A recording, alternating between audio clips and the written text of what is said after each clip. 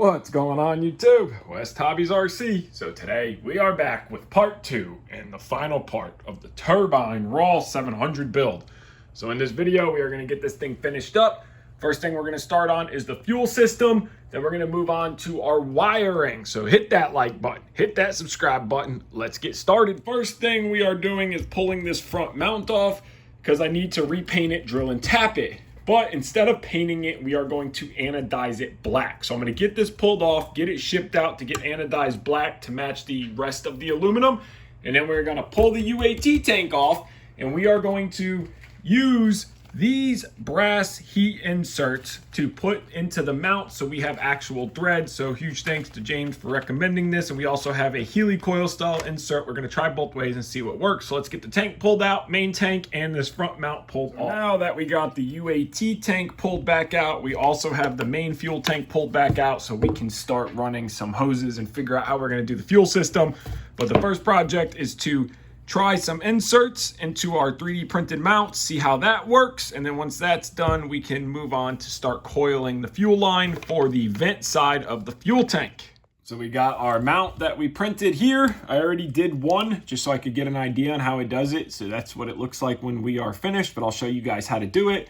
So now we have actual metal threads right into our mount. So now we can Loctite them when we have a secured location. So what we are going to do is we are going to take one of these little inserts here, and we want the flat side facing, well, not flat side, but smooth side.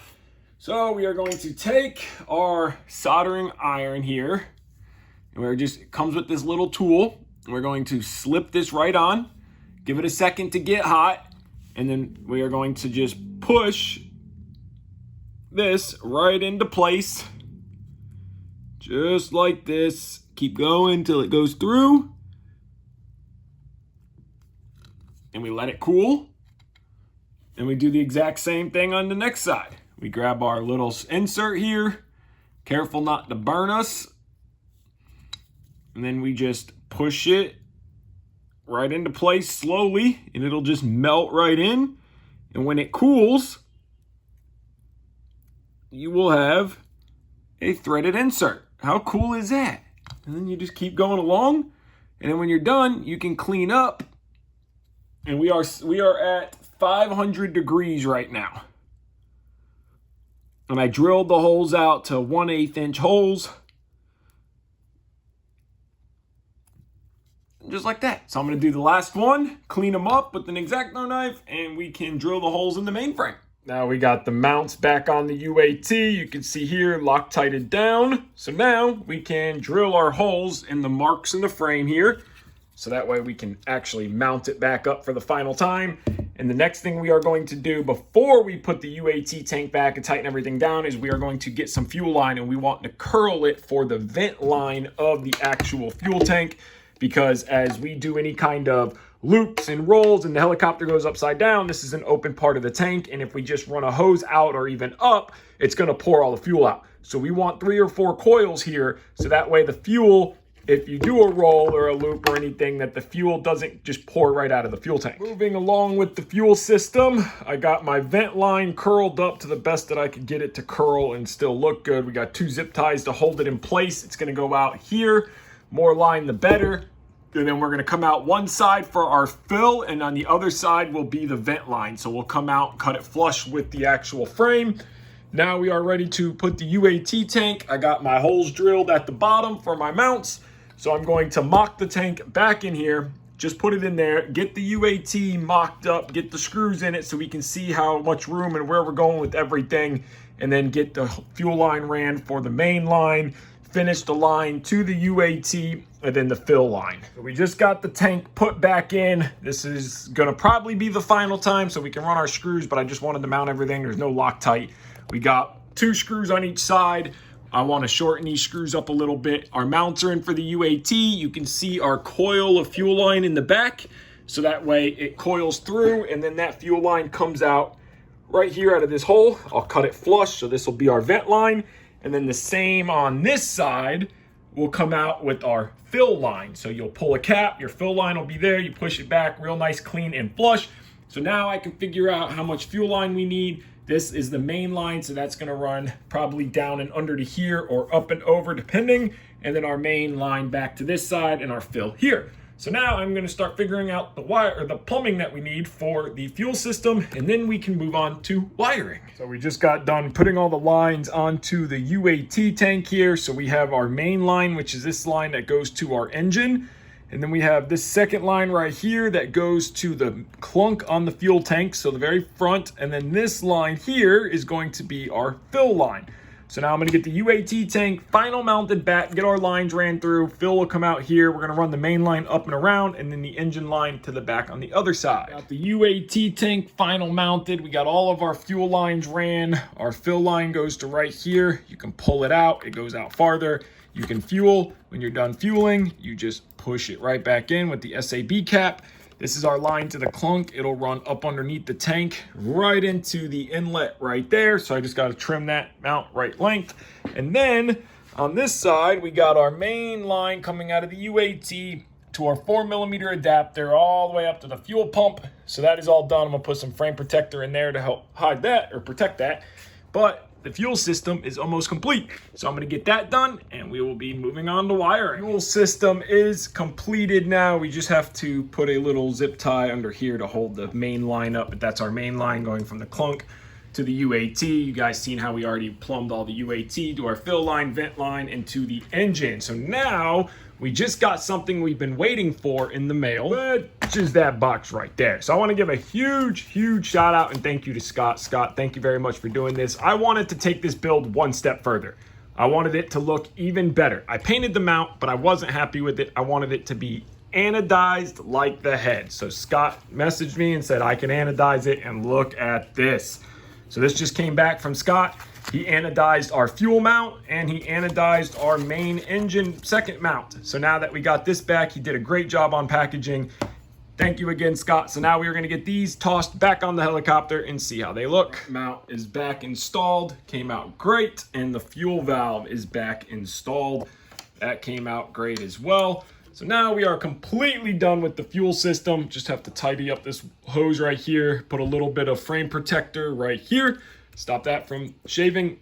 Now we can move on to the wiring. We are going to start in the front, going from the computer to the engine, and then we are going to start working our way back, fuel pump to the computer, and start tidying all these wires up and get this thing ready to fire. Wiring has started. So we're starting in the front. We are working our way back. So we got the 3 line going to the ECU from the engine, and then we got the fuel pump going to the ECU, and we got this telemetry, or not telemetry, but RPM sensor on the case going to the ECU at the bottom. So now we're going to start working our way back. This is our main throttle line. So we're going to route it like this, of course, be covered in heat shrink.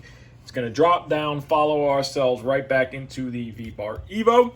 We're going to get our servo leads run this way as well, and our tail servo run, and then we can get the RPM side. Then we have to make a battery cover to go here. So let's start getting this line done, getting our servo wires all routed, and see what it looks like. We got these wires covered in heat shrink going down to our servos. We got our lines cut, shortened, and crimped right into our FBL unit. So the only other thing I need to add is the RPM signal, so then I can finish this bunch of wires right here. And then of course we'll have wires coming this way going in, and then our tail servo will go up and into here. So I'm going to get the RPM done. I'm going to put a servo plug somewhere so it can be unplugged and plugged. Get that done, and then we will move on to starting the main power, which is going to be a XT60 to 3 cables going into our flybarless unit to split the power. We'll go over that once we get to it. Before we move on with our wiring, we actually need to figure out what we're going to do for the turbine battery. So like I said, we ordered another side cover. So this is the cover that goes on the other side for the LiPo on the Raw 700 Nitro. So we got another one. So one's going to be on this side for the main flight battery, and then I wanted to put the turbine battery on this side. Now doing that, we can't use our wire cover, so we're going to have to figure out how to make this work.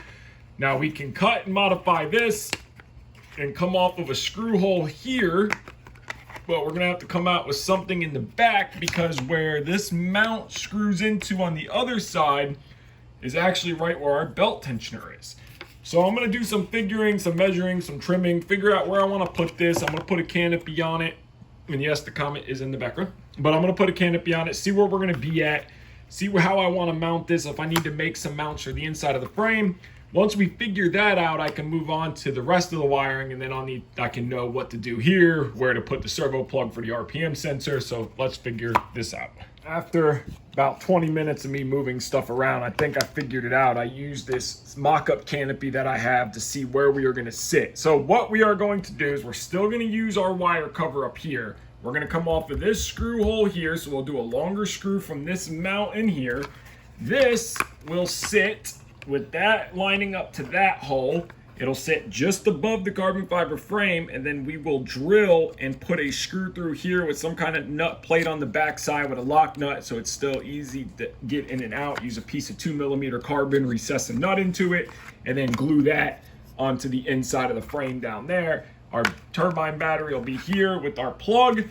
It's going to sit lower than the other one, which I wanted it to be even, but that's just not going to work right because where we need it to be, again, the belt tensioner is in the way. So now I'm going to make up the lead for the RPM sensor, finish this part of the wiring, and then we can move on to wiring up the other side. Just made up the power lead. This is going to go from 3 of our servo ports to 12 gauge silicone wire with our XT60 on the end, and again that will go from 1, 2, and 3. It'll loop around and our XT60 will come out here, and that is just to power the main flight battery, and then our other battery will come out of here on the other side for the turbine. Main power lead is done. Again, 12 gauge wire split into 3 20 gauge servo leads into our spare ports, which is channel 4, aux 2, aux 3. We still have aux 1 open, but we're going to leave that open for now. So now our main power lead is done. We have to just solder our XT60 on when I ordered some black ones, so when those get here. But this part is done. Now we just need to wire our tail servo, and all the wiring is complete other than this lead. And then we can move on to running the main battery lead and figuring out how to put a nut plate on the other side. So fitting the battery cover, this is what we had to come up with. You can see I put some marks in it here. So these are where I have to cut the cover and notch it. Since we're going to go off of that screw, we're going to hit right there. And then we're also going to hit that mount right there. And then we're going to hit right there. So I'm going to modify the cover. And then we are going to take this carbon plate that I have. This is 2.5mm, 3mm carbon plate.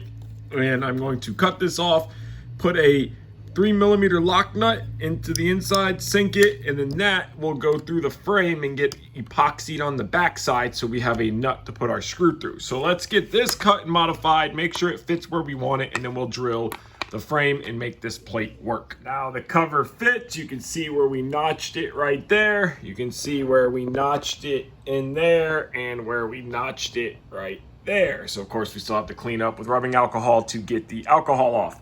But our back screw is in right there. So now we are going to mark the front screw, which is going to go right here. We're going to drill that and then make our carbon fiber plate with our lock nut on the back side. And then the turbine battery cover is done, and we can move on to wiring from the ECU, and it'll come down around and probably flow right through here to our XT60 plug under here. Now that the hole is drilled, we made our nut plate. So we just cut a piece of that carbon. We recessed a 3mm lock nut in there. We sanded the back. We scuffed the inside. So now this will get glued to the inside of the frame like this on the inside with our through bolt. And now we have our lock nut. So I'm going to get this glued to the inside of the frame. And then our wire cover, our battery cover is completely done. It's ready to go in, and we can wire up our ECU. Now our nut plate is epoxied in, if you can see it right down there. So now we're gonna let that dry. Once that's dry, we can pull this back out, and our battery cover is ready to go on. And battery cover fits. So we still have the battery cover for the other side, but this is just for the turbine. So now we can wire up our ECU. So XT30 will route up, we'll follow the fan shroud, or we might drop it down here so it goes into here. We'll figure that out, but that's for the battery for the turbine, and our XT60 will come out and plug in down here just like the flight battery. So now that that's done, let's wire the ECU up and move on to the other side and finish that wiring up. This is what we have going on for the turbine battery, XT30 out of the ECU, 12 gauge wire. I just ordered some 3/8 heat shrink that doesn't have glue. So once that gets here, I can finish this wiring, but I'll cut this piece off once that gets here. But it's gonna run like this. It's going to come down. We're going to run it along this engine mount, and then it'll go straight into our battery box. So it'll look something like that, a little neater. And then to our XT60. I have black XT60s that'll be here. So once those get here, I can finish this up and then also finish up our receiver battery here with black XT60s. Then this will be turbine battery. This side, when we put the cover on, will be flight battery. And the wiring will be completely finished up. Wiring is now completed. Fuel system is completed and done. Our fuel shutoff valve, everything is looking perfect. We got our receiver battery pack here coming back to our tail servo lead, going up into our flybarless unit. Just look at how clean that wiring is. Our turbine battery is mounted, XT60 soldered up. We got our main computer line going through and down. So now we just have to make the tail push rod, throw the blades on it, and we can call this build done and ready for setup. There it is. The Turbine Raw 700 is completed. The only thing we're waiting on is for the tail push rod to dry, but once that dries, we'll get to it. But this part of the build is complete. I am extremely pleased to have this thing done. I don't know if you guys know how much work this is, but this is a ton of work to build. A lot of custom parts. I am extremely pleased with how everything turned out. The wiring, the battery box, the custom mounts, the UAT tank, everything, all the plumbing, so much work, but it came out incredible.